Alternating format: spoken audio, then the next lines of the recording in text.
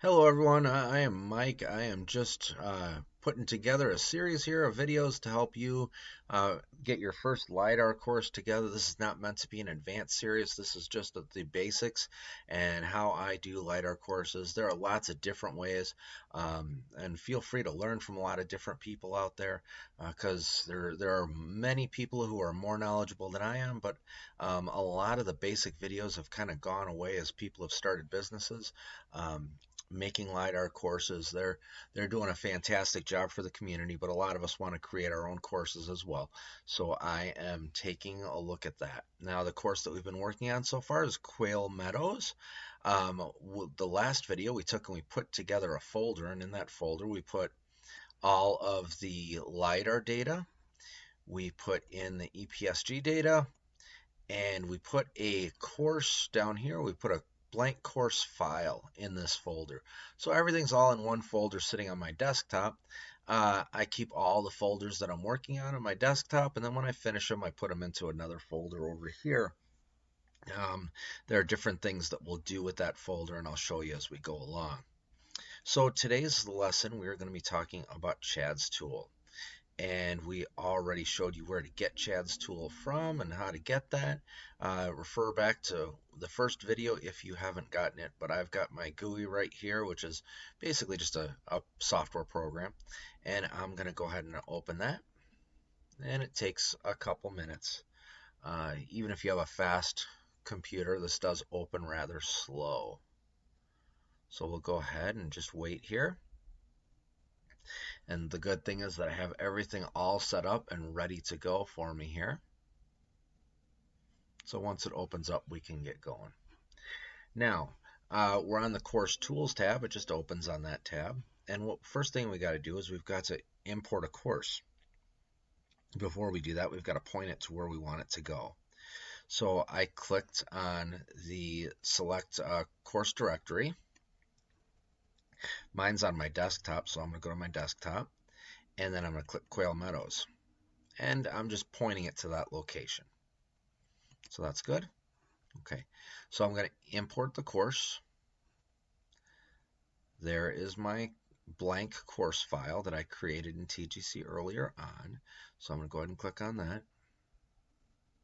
And it's there. Okay, well, I saw it just go gray and then back to black, so I know that the course is there. Now, I'm going to show you something, but we've got to do something a little bit different here on this particular course. So I'm going to go ahead next. I'm going to select my course directory again. It's in the Quail Meadows. That's where all my LiDAR data is. That's what the step I'm on right now is getting my LiDAR data in. So I'm going to select this folder on Quail Meadows. That's where all my LiDAR data is. And then once I've got it pointed in the right direction, I'm going to select LiDAR and generate height map. Now, because I did this in advance, I'm going to show you it's not going to work. It says here EPG is overriding. It's doing a lot of different things. I see a lot of errors in here. Okay. And it's going to go ahead and it's going to generate the LiDARs. It says visualizing LiDAR. I can tell you though, I ran this and it did not work last time I ran it. And that happens. Sometimes they get out of sync, and you have to use an alternate method, and I'm going to show you the alternate method. Okay, so now it projects my map. Now you'll notice that this is my golf course right here. You're on the left-hand side in the gray. And you'll notice that nothing is highlighted green. We want to see highlighted green. That means that things aren't lined up correctly if it's not highlighted green. And what you need to do if that's the case is you need to use one of our other resources, and you just click, I showed you this resource, the spatialreference.org in the first video, and I searched Illinois, which is the state that my course is in. And then I just started plugging in EPSG codes just to see what would work. And I keep a record of what area different EPSGs are for, because I do courses in the same area all the time. And I know that the Peoria Bloomington area is 3436. So I'm going to go ahead to, and see this where it says Force LiDAR EPSG 3436. I put that in. Okay. Select LiDAR and generate height map. Now, a large portion of the time it will work without doing this, but I've seen in my area an increase in me having to manually put the EPSG code in. And so that's working. It looks like everything is working right. I'm not getting the same errors that I was getting before. So it's pointing it to the right place.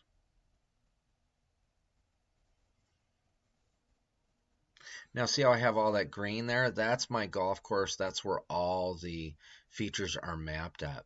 Now, common sense would say, hey, I want to take and I want to make this as tight as possible to the course.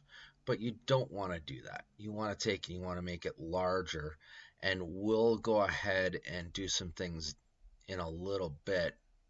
But if you make this larger, what it's going to do is it's going to make a larger flat portion of ground, which I'll explain to you later. But you get all these cliffs that are hard to cover up if you don't select a large area to begin with. Okay, so I go ahead and I draw a box. I just click and I draw a box, and I want to draw a pretty large box around that course. I don't want to pull it too tight. Okay, and this is a lot of data here it's going to get, so it's going to take a little bit of time. So I selected the needed area for LiDAR. It's going to generate a lot of LiDAR data. But in the next step, we're actually going to cut a lot of the data out.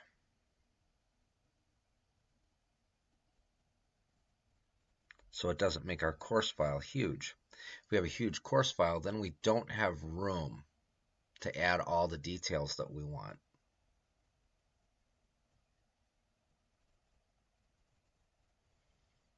So in just a second, it's going to ask about the map.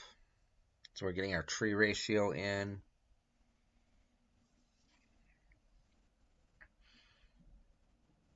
And then at the end of generating the object, it's going to go ahead and say that the mask is ready.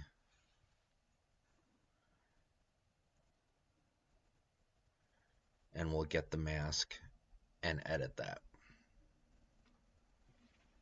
Okay, finding valid mask points. This is taking just a little longer because I selected a very large area.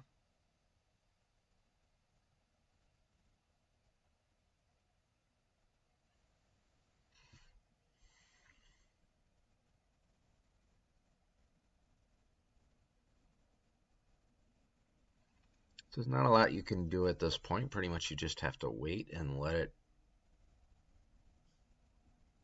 do its work.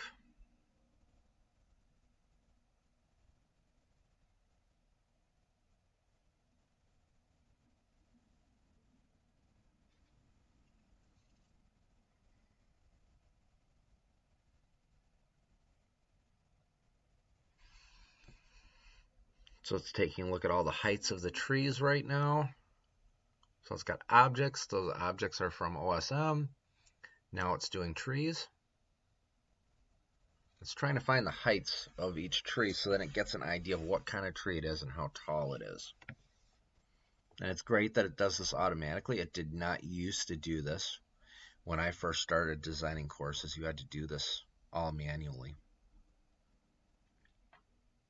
You had to mark every tree, and then you'd have to go in and adjust the size.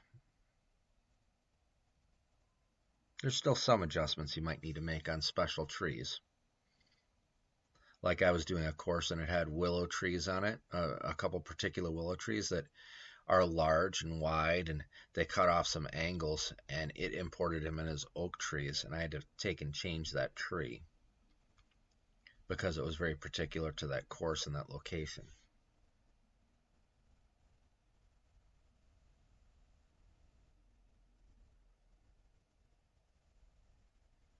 Okay, so now it has my mask here. So it says now go edit your mask to remove unneeded areas.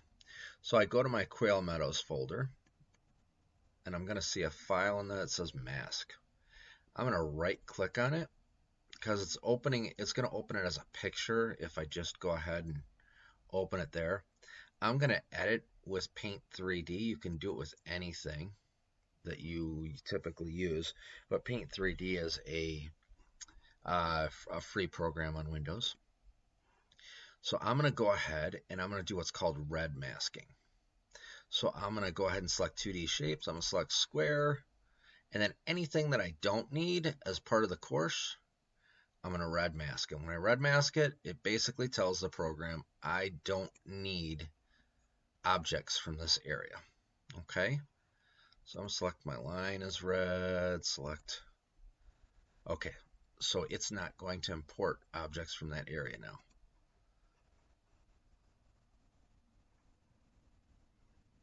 So I'm just going to do this, and I'm going to block out kind of as much as I can.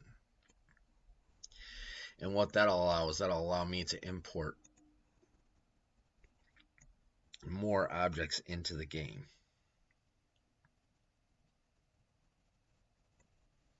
Kind of like to use roads as the cutoffs, because if you don't, you may cut out a bunch of trees and then have to do those manually. And then I just got one more, it looks like.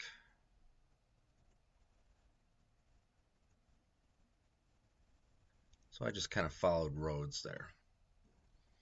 Looks like I can cut out just a little bit more, and it kind of helps to, and the more you can cut out, the better. Okay. So I'm going to go ahead and I am going to save it.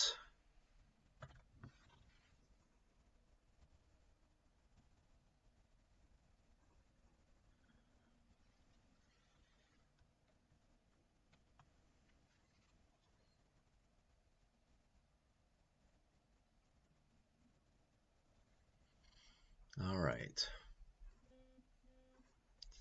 So if I go ahead in and now I open that mask up, it's all red. All in the areas that I don't need. Okay, so now I'm going to go ahead back. I've got it all masked. I've done course tools. I've done LiDAR, and I just work my way left to right. Then I come over here and I go to import terrain.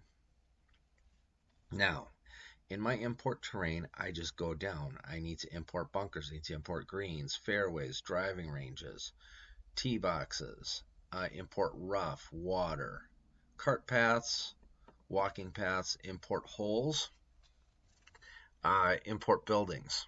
Now I want to import mapped woods and trees. I did a little bit of that. I want to add background terrain, move cliffs, background scale. I want to do that. Add trees from LiDAR. I definitely want to do that. Otherwise, it's going to be a ton of work. I want to use the tree variety. I want to remove all terrain under blue masks. That will take and dig out my water. I won't have to do that manually. So basically, the only one that I do not want clicked is right here, fill holes under blue mask. I don't want that, because then if I did that, I would have to take and manually dig all my holes for my water. It would just show flat mulch. I don't want that. That's just going to give me a lot of extra work. Select my course directory, Quail Meadows. I select the folder, and now what I'm going to do is I'm going to select and import height map and OSM into the course. Select the folder. Okay. So this takes a little while. It's going to go ahead and generate all the background detail and everything.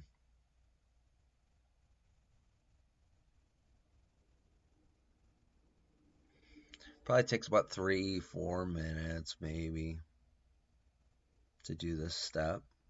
So just hang tight with it.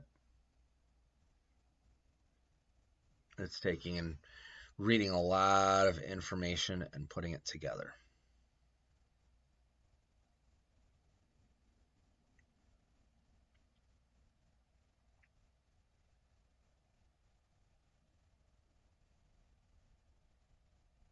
And you may get things like mine had a not responding.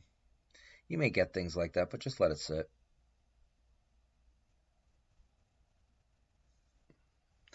So it's taking all the OpenStreetMap information, shifting elevations. Okay, so it says done rendering course preview.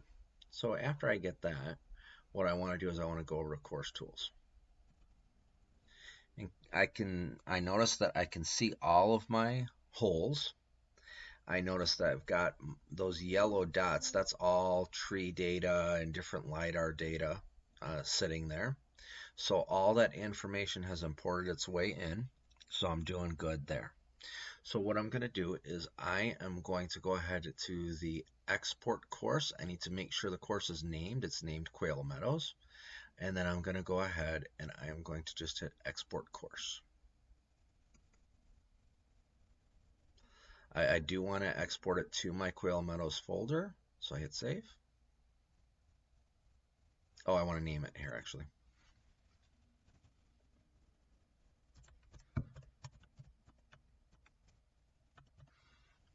Okay, so I take and I want to name it and save.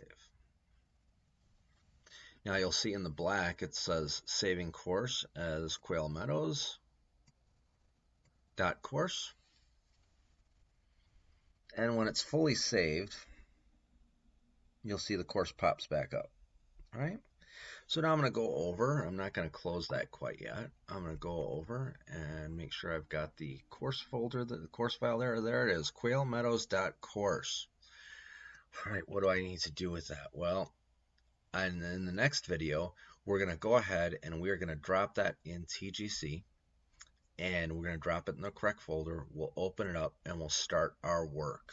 So for now on this video, that is all. I hope that you have had a great day and that you're learning this and I'm enjoying doing this, and hopefully I will see you all in the next video. Thanks. Bye.